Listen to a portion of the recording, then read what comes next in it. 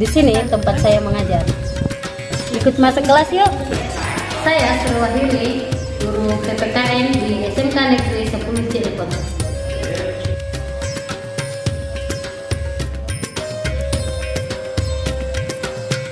Bismillahirrahmanirrahim. Assalamualaikum warahmatullahi wabarakatuh. Waalaikumsalam warahmatullahi wabarakatuh. Alhamdulillahirrahmanirrahim. Puji syukur kita panjatkan kehadirat Allah Subhanahu wa taala. Hari ini kita masih bisa bertemu dan melaksanakan proses pembelajaran. Baik, untuk memulai pembelajaran kita pada hari ini, alangkah baiknya ketika kita mulai dengan berdoa terlebih dahulu. Doa hari ini dipimpin oleh Pak Ustaz. Silakan. Sebelum kita memulai mata pelajaran pada materi ini, alangkah baiknya kita berdoa. Doa Jumat.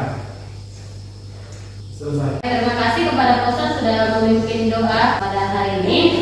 Selanjutnya, saya ingin melihat kehadiran anak-anakku sekalian.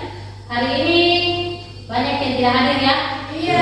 Jadi yang hadir ada Ahmad Kausan, ya Ahmad Hidayat. Kayaknya saya sudah lihat semua. Ada yang kotor tidak?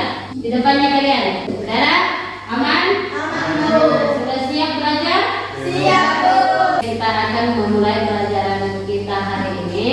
Kalian saya harap untuk berdiri dan kita sama-sama menyanyikan lagu wajib senang.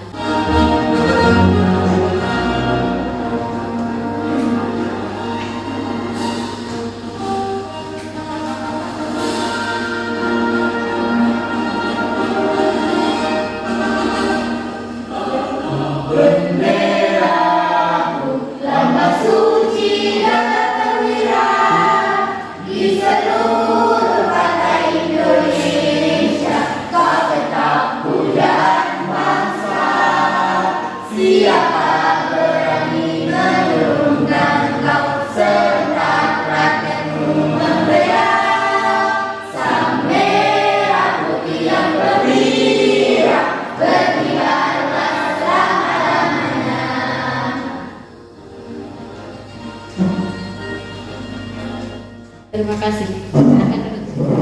Selanjutnya, saya ingin tanyakan, ada yang masih ingat materi apa yang kita bahas pertemuan sebelumnya? Saya, Bu. Ya, silakan. Tentang lembaga-lembaga peradilan yang ada di Indonesia. Bagus, tepuk tangan dulu. Pertemuan sebelumnya, kita membahas tentang sistem peradilan di Indonesia. Di mana sistem peradilan di Indonesia itu berkaitan tentang apa? Saya, Bu.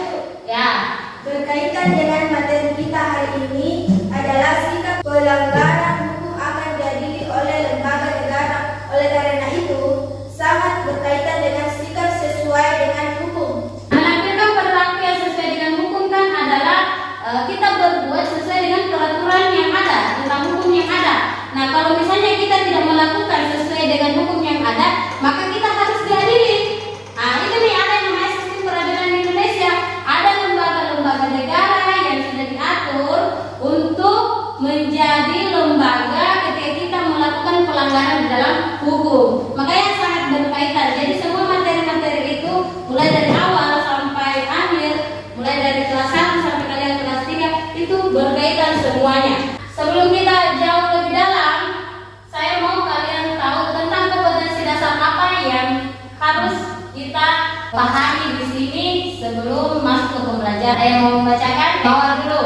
Kompetensi dasar sistem hukum dan peradilan di Indonesia sesuai dengan Undang-Undang Dasar Negara Republik Indonesia tahun 1945. Yang kedua sampingnya bawah. Mengaji hasil penelaaran tentang sistem hukum dan peradilan di Indonesia sesuai dengan Undang-Undang Dasar Negara Republik Indonesia tahun 1945. Inilah dua kompetensi dasar yang harus kita capai dalam proses pembelajaran kita hari ini. Selanjutnya adalah tujuan pembelajaran kita.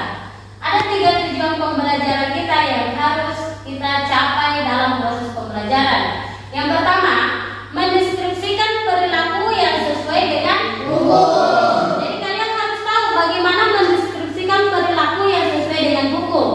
Yang kedua, kalian harus tahu mendeskripsikan perilaku yang bertentangan dengan hukum serta sanksinya. Terus yang ketiga, kalian mampu menganalisis sikap yang sesuai dengan hukum. Inilah ketiga tujuan pembelajaran kita yang diharapkan setelah selesai proses pembelajaran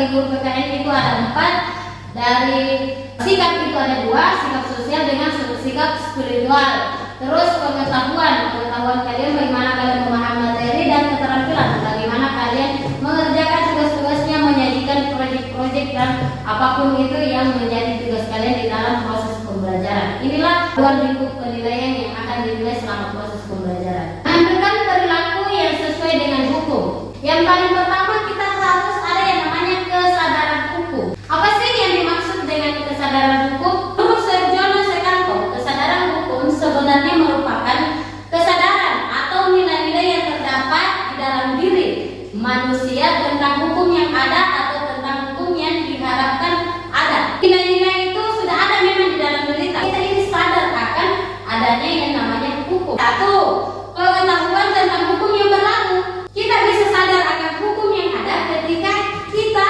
tahu bahwa ada hukum seperti itu. Yang kedua, pemahaman terhadap isi hukum yang berlaku. Kalau kita tahu, kita harus pahami. Tidak mesti hanya tahu saja, tapi kita paham kenapa hukum ini ada, kenapa hukum itu dibuat oleh pemerintah. Itu kan pasti ada latar belakangnya sehingga ada hukum. Tidak mungkin langsung serta-merta ada hukum tanpa ada dasar. Kita masuk kepada perilaku yang mencerminkan sikap taat terhadap hukum. Yang pertama, di lingkungan keluarga. Di lingkungan keluarga, perilaku yang mencerminkan sikap taat terhadap hukum itu apa? Berbakti kepada orang tua. Berbakti kepada kedua orang tua. Sopan santun, apa lagi? Menghargai orang tua, apa lagi? Menaati peraturan yang ada di keluarga. Terus di lingkungan sekolah, apa kira-kira contohnya? Jangan buang sampah sembarangan, apa lagi? Mengikuti peraturan yang ada di sekolah. Apa lagi? Disiplin. Pokoknya banyak sekali aturan-aturan yang telah dibuat, baik itu di lingkungan keluarga, sekolah, masyarakat maupun di lingkungan berbangsa dan bernegara. Di sini paham ya? Ada yang mau ditanyakan? Jelas? Oke. Selanjutnya, akibat atau sanksi yang ditimbulkan dari perilaku melanggar hukum.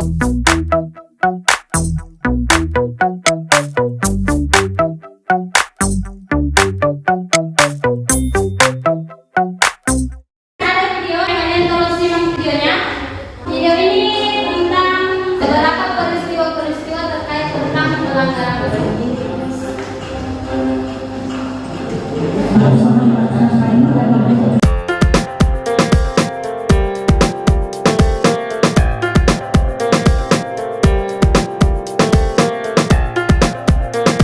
Tadi adalah contoh-contoh kasus tentang perbuatan yang melanggar hukum. Nah, sekarang saya akan membagi kelompok kalian. Untuk kelompok 1, Fauzan, ketua kelompoknya. Terus kelompok 2, kelompok 2. Kelompok 3, Nurhalisa bersama dengan Indri. Jadi kita akan membuat poster tentang sikap yang sesuai dengan hukum. Ibu akan bagikan materinya per kelompok serta LKPD-nya.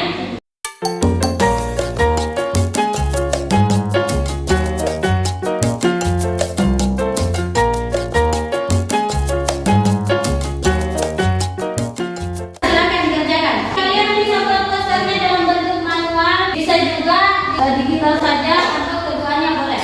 Silakan. Konsep terlebih dahulu dulu. Silakan buat. Saya beri waktu kalian 35 menit.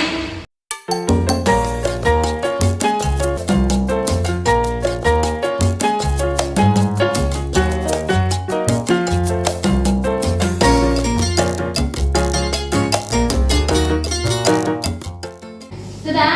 Ya, Bu. Saya mau presentasi dulu. Fauzan dulu. Kelompok 1. Oke. Silakan. Bismillahirrahmanirrahim. Assalamualaikum warahmatullahi wabarakatuh. Waalaikumsalam warahmatullahi wabarakatuh. Perkenalkan kami satu, saya sendiri atas nama Fauzan, di samping saya atas nama Nur Ilmihinya, dan di depan saya atas nama Mawar. Di sini kami mengambil topik yang berjudul Stop Bullying. Saya mengambil topik bullying karena bullying merupakan segala bentuk penindasan atau kekerasan yang dilakukan dengan sengaja oleh satu orang atau kelompok. Seperti yang kalian lihat. Dan selanjutnya di sini saya menulis beberapa bentuk kekerasan bullying. Yang pertama, terpa posting, yang berartikan mengambil barang seseorang dengan bertujuan mengerjai korban atau teman. Sekian. Oke, tepuk tangan. Lanjut. Kedua. Silakan. Assalamualaikum warahmatullahi wabarakatuh. Waalaikumsalam warahmatullahi wabarakatuh. Kenalkan kami dari kelompok 2. Saya bernama Main Satyajani.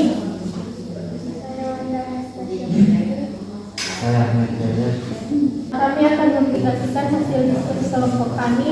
Kami akan mengambil poster dengan tema bullying. Kepada pemateri dipersilakan. Saya mengambil poster dengan tema bullying dikarenakan maraknya di masyarakat kita.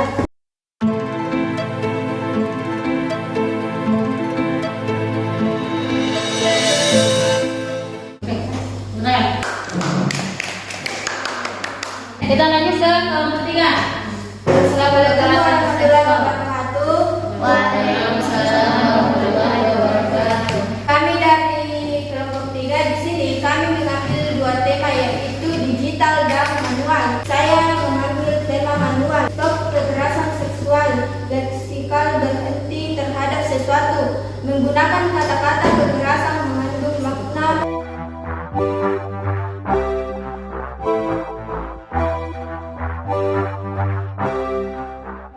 Sekian dan terima kasih. Ya. Jadi apa yang kalian buat ini saya kira sudah sangat bagus. Kita akan bahas dulu dari kelompok 3 tentang stop kekerasan seksual. Ini menunjukkan gambaran secara umum bagaimana pelecehan seksual itu terjadi. Pelecehan seksual itu terjadi ketika seseorang menyentuh hal-hal yang tidak semestinya dia sentuh, melakukan hal-hal yang tidak semestinya dia lakukan. Apa akibat dari pelecehan seksual itu? Pelecehan seksual itu akan mengakibatkan rasa sedih, frustasi, stres, dan sebagainya. Selanjutnya, kelompok 2, stop bullying. Ini bullying sering terjadi di lingkungan sekolah. Jangan hanya berdiam diri saja bersatu melawan bully, buat sekolahmu menjadi zona anti perundungan. Menjadikan sekolah itu menjadi lebih nyaman. Kita stop melakukan bullying kepada orang lain. Tadi kita sudah mengevaluasi poster ya. Saya ingin tanyakan ke semua kelompok. Kalau menurut Posan, apa kekurangan dan kelebihan dari posternya kelompok 2 dengan 3? Bagus, cuma terlalu ramai.